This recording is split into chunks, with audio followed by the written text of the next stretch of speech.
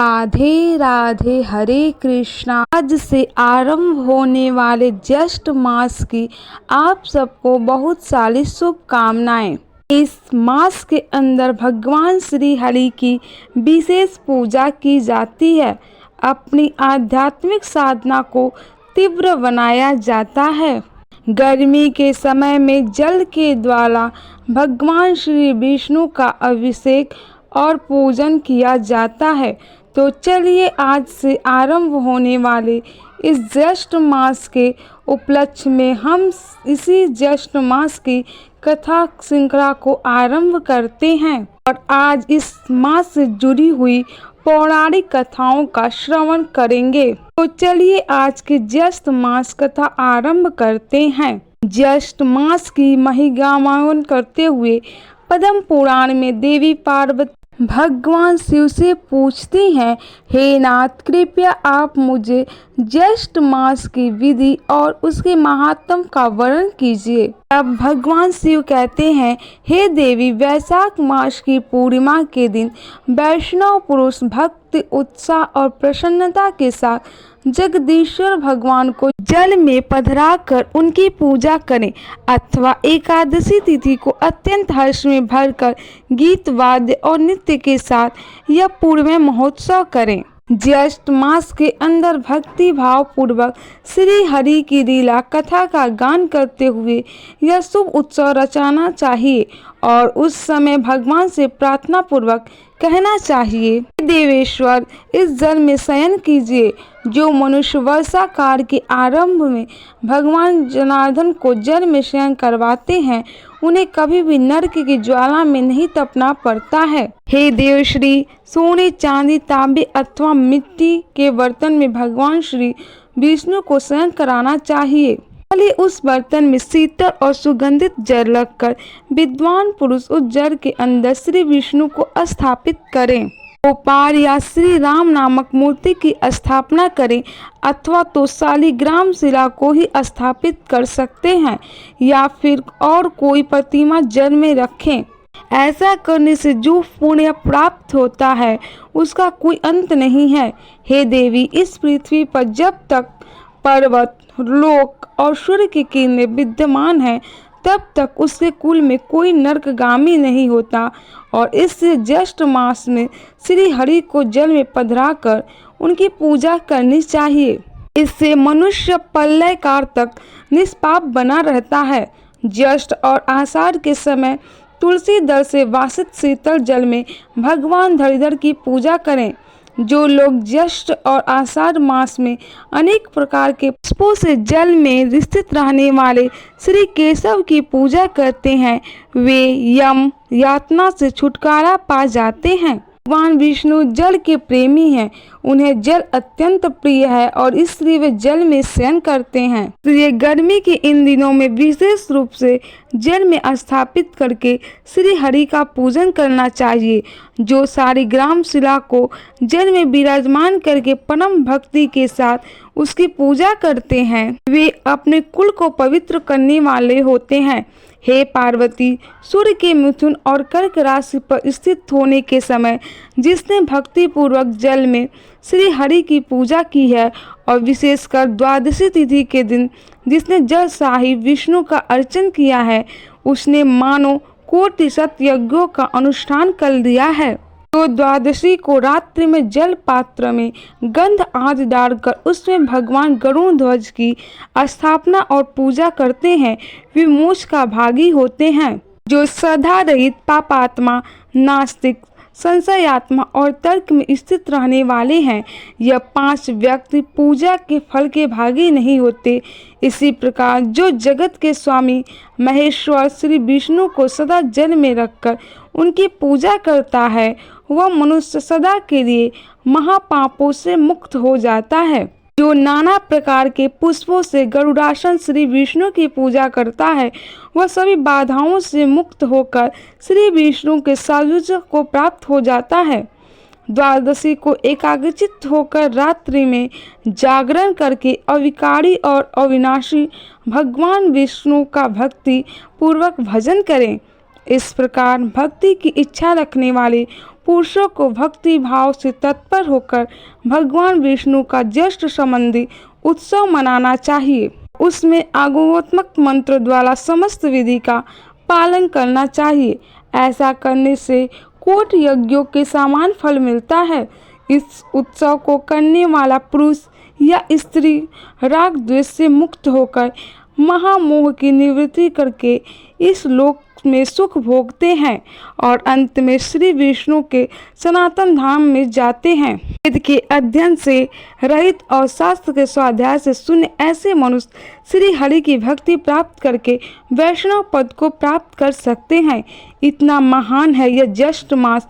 आइए अब इस विषय में एक और महत्वपूर्ण पौराणिक कथा सुनते हैं। नारायणं नमस्कृतं नरं चैव नरोत्तमं देवी सरस्वती व्यासं ततो मुदीरये। अर्थात भगवान नारायण नर श्रेष्ठ नर देवी सरस्वती और महर्षि वेद व्यास जी को नमस्कार करके भगवान की विजय कथा से परिपूर्ण इतिहास पुराण इत्यादि का कीर्तन करना चाहिए। सभी मुनियों ने जैमिनी ऋषि से कहा, हे भगवान, आप तो सभी शास्त्रों के तवज्ञ और सभी तीर्थों के महत्व को जानने वाले हैं। पुरुषोत्तम क्षेत्र परम पावन है। वहाँ पर भगवान लक्ष्मीपति विष्णु मानव लीला के अनुसार काष्ठमय विग्रह धारण करके विराजमान रहते हैं। उनके दर्शन मात्र से ही सभी को मोक्ष प्राप्त होता है और सभी तीर्थों का फल मिल जाता है। कृपया उनकी महिमा का विस्तार से वर्णन कीजिए। मुनियों की इस जिज्ञासा को सुनकर जैमिनी ऋषि ने कहा, हे मुनियों, यह अत्यंत गढ़ रहस्य है। हालांकि यह भगवान जगन्नाथ सर्वत्र व्यापक और सभी को उत्पन्न करने वाले हैं, फिर भी यह परम उत्तम पुरुषोत्तम क्षेत्र इन महात्मा जगदीश्वर का साक्षात स्वरूप है। इस स्थान पर वे स्वयं ही शरीर धारण करके निवास करते हैं और इसलिए इस क्षेत्र को भगवान ने अपने नाम से प्रसिद्ध किया है। यह क्षेत्र 10 योजन के विस्तार में फैला हुआ है। उसका प्रादुर्भाव तीर्थराज समुद्र के जल से हुआ है और वह सभी और बालुकालाश से संपन्न है। उसके मध्य भाग में महान नीलगिरी उस तीर्थ की शोभा बढ़ाता है।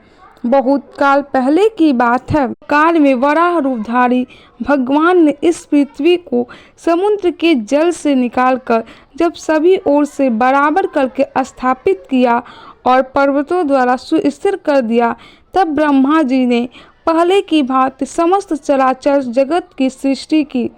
उसके बाद तीर्थों, सरिताओं, नदियों और क्षेत्रों को यथा स्थान पर स्थापित किया।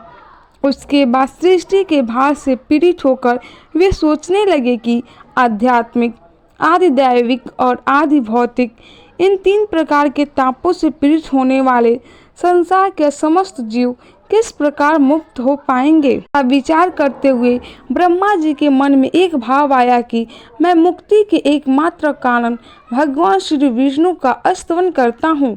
ऐसा सोचकर ब्रह्मा जी ने भगवान की स्तुति करते हुए कहा, हे शंख चक्र और गदा धारण करने वाले जगत आधार, आपको नमस्कार है।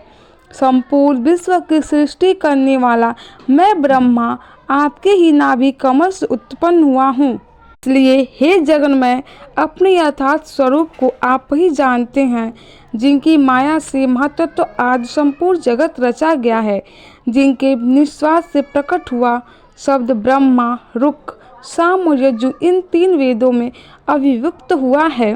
इसका सहारा लेकर मैंने संपूर्ण भवनों की सृष्टि की है। उन्हीं आप परमात्मा से भिन्न भिन्न स्थूल, सूक्ष्म, ऋषभ, दीर्घ आदि कोई भी वस्तु नहीं है। हे भगवान, तीनों गुणों के विभाग पूर्वक भिन्न भिन्न कार्यों के रूप में आप ही यह चराचर जगत हैं। ठीक उसी प्रकार जैसे सुमर ही कंकड़, कुंडल इत्यादि के रूप में विभाजित होता है। हे परमेश्वर, आप ही इस जगत की गति भरता और साक्षी हैं। आप अखिल जीव स्वरूप हैं। मैं सदैव आपकी शरण में हूँ। आप मुझ पर प्रसन्न होइए। ब्रह्मा जी द्वारा इस प्रकार स्तुति करने पर मेघ के समान श्याम, शंख चक्र इत्यादि चिन्हों से उपलक्षित भगवान विष्णु गरुड़ पर आरूढ़ होकर वहां प्रकट हुए। मुख कमरपूर्त प्रकाशवान था। उन्होंने ब्रह्मा जी से कहा, ब्राह्मण, तुम जिस कार्य के लिए मेरी स्तुति कर रहे हो वह संभव जान नहीं पड़ता, फिर भी यदि इसके लिए तुम्हारा उद्योग है ही तो जिस क्रम से सिद्ध होता है वह तुम्हें बता रहा हूँ। हे ब्रह्मा, मैं तुम हो और तुम मैं हूँ। संपूर्ण जगत मुझसे व्याप्त है। मैं विष्णुमय हूँ। जहाँ तुम्हारी रुचि है वहाँ मेरी भी है, इसलिए तुम्हारी मनोवांछा की सिद्धि का उपाय बताता हूँ। समुद्र के उत्तर तट पर महानदी के दक्षिण भाग में जो प्रदेश है वह इस भूतल पर सभी तीर्थों का फल देने वाला होगा। वहाँ जो उत्तम बुद्धि वाले मनुष्य निवास करते हैं वे अन्य जन्मों में किए हुए सभी पुण्य का फल भोगते हैं। समुद्र किनारे जो नील पर्वत सुशोभित हो रहा है वह पग पग पर अत्यंत श्रेष्ठ और परम पवित्र है। यह स्थान इस पृथ्वी पर गुप्त कहा गया है। वहाँ सभी प्रकार के संगों से दूर रहने वाला मैं देह धारण करके निवास करता हूँ और क्षर तथा अक्षर दोनों से ऊपर उठकर पुरुषोत्तम स्वरूप में विद्यमान हूँ। मेरा वह पुरुषोत्तम क्षेत्र सृष्टि और प्रलय से आकृष्ट नहीं होता। हे ब्रह्मा, चक्र आदि चीजों से युक्त मेरा जैसा स्वरूप यहाँ देखते हो वैसा ही वहाँ जाकर भी देखो। निराचल के भीतर की भूमि में कल्पों तक रहने वाले उस अक्षय वट की जड़ के समीप पश्चिम दिशा में जो रोहिणी नाम से विख्यात कुंड है उसके किनारे निवास करते हुए मुझ पुरुषोत्तम को जिस चर्म चक्षुओं से देखते हैं उसके जल से छीन कर मेरे सायुज्य को प्राप्त कर लेते हैं। महाभाग, वहां जाओ। उस तीर्थ में मेरा दर्शन करके ध्यान करते समय तुम्हारे समस्त पुरुषोत्तम क्षेत्र की श्रेष्ठ महिमा स्वतः ही प्रकाशित हो जाएगी। यह पुरुषोत्तम क्षेत्र श्रुतियों, स्मृतियों, इतिहासों और पुराणों में भी गुप्त है। मेरी माया से वह किसी को भी ज्ञात नहीं होता। मेरी कृपा से ही अब वह प्रकाश में आएगा और सभी को प्रत्यक्ष उपलब्ध होगा। तीर्थ, यज्ञ और दान का जो पुण्य बताया गया है वह सब यहाँ एक दिन के निवास से ही प्राप्त हो जाएगा और एक निश्वास पर भर निवास कर लेने से भी अश्वमेध यज्ञ का फल मिलता है। ब्रह्मदेव, हे ब्राह्मणों, इस प्रकार ब्रह्मा जी को आदेश देकर भगवान पुरुषोत्तम सबके देखते देखते वहां से अंतर ध्यान हो गए। इतना कहकर जैमिनी ऋषि ने उस पुरुषोत्तम क्षेत्र की महिमा का वर्णन करते हुए अपनी कथा आगे जारी रखी और उस कथा का श्रवण करेंगे हम आने वाली ज्येष्ठ मास कथा श्रृंखला की अगली कड़ी में। आइए अब ज्येष्ठ मास के महत्व का श्रवण करते हैं। हमारे शास्त्रों में बताया गया है कि ज्येष्ठ मास अत्यंत पुण्यदायक और विशेष मास है। यह वही महीना है जब तप, सेवा और संयम द्वारा हम भगवान श्री हरि को सरलता से प्रसन्न कर सकते हैं। यह समय हमारे धैर्य और सेवा भगवान की परीक्षा का होता है। हमारे स्कंद पुराण, पद्म पुराण, भविष्य पुराण और नारद पुराण जैसे अनेक ग्रंथों में इस मास के विशेष महत्व को दर्शाया गया है। स्कंद पुराण में कहा गया है, ज्येष्ठे मासे जलम दत्तम सतुगणम फल प्रदम, यानी कि ज्येष्ठ मास में जल का दान करना 100 गुना अधिक फलदायी होता है। पद्म पुराण में निर्जला एकादशी का वर्णन मिलता है और यह एकादशी वर्ष की सबसे कठोर एकादशी बताई गई है। उसका पालन करने से वर्ष की सभी एकादशियों का फल स्वतः मिल जाता है और यह निर्जला एकादशी इसी ज्येष्ठ मास में आती है। पुराण में कहा गया है, ज्येष्ठे मासे कुरुते पंचकम धर्म संपदम स्याति विष्णु लोकम च सर्व पाप विवर्जितः, यानी जो व्यक्ति ज्येष्ठ मास में उपवास, स्नान, जप, अर्चन और दान करता है वह विष्णु लोक को प्राप्त करता है। यह मास सेवा, संयम और तप का महीना है। इस मास में किए गए पुण्य कर्म जीवन में शांति, समृद्धि और मोक्ष का मार्ग प्रशस्त करते हैं और इस मास की पूर्णाहुति स्नान यात्रा के साथ होती है, यानी भगवान जगन्नाथ, बलदेव और सुभद्रा जी का वर्ष में एक बार होने वाला महाअभिषेक। और इसी उपलक्ष्य में इस संपूर्ण ज्येष्ठ मास के दौरान हम भगवान श्री जगन्नाथ बलदेव और सुभद्रा जी की सुंदर महिमा का कथा का श्रवण करेंगे। वे जहां स्थित हैं ऐसे पुरुषोत्तम क्षेत्र की महिमा का भी गान करेंगे। इस मास की आने वाली कथाओं को सुनने के लिए आपको अपने चैनल भक्ति भजन को सब्सक्राइब करके रख लीजिए। इस वीडियो को लाइक कीजिए, शेयर कीजिए। उम्मीद करती हूँ कि आपको आज की यह वीडियो अच्छी लगी होगी। वीडियो अच्छी लगी हो तो वीडियो को लाइक, शेयर और सब्सक्राइब करना ना भूलें। मिलते हैं आपसे अगले वीडियो में, तब तक के लिए राधे राधे।